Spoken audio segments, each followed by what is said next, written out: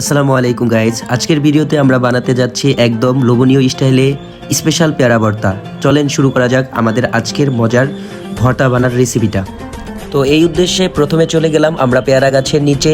নিজের হাতে গাছ থেকে টাটকা পেয়ারা পাড়ার মজাইটাই আলাদা। এই যে দেখেন, একদম ফ্রেশ আর ন্যাচারাল পেয়ারা।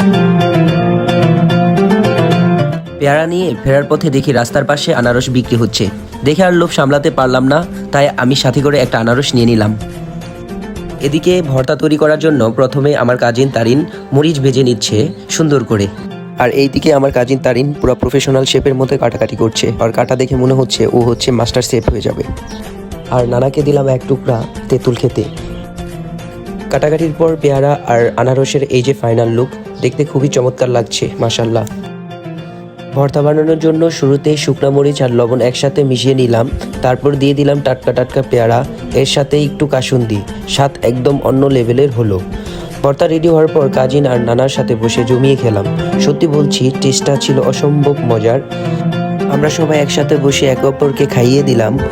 মজা আর আনন্দের কোনো শেষ ছিল না। সত্যি বলছি, ভর্তার টেস্টটা ছিল অসাধারণ, একদম লাজবাব। এটাই ছিল আজকে ছোট্ট ভর্তা বানানোর ভিডিওটি ভালো লাগলে লাইক, কমেন্ট আর শেয়ার করতে ভুলবেন না। ধন্যবাদ সবাইকে।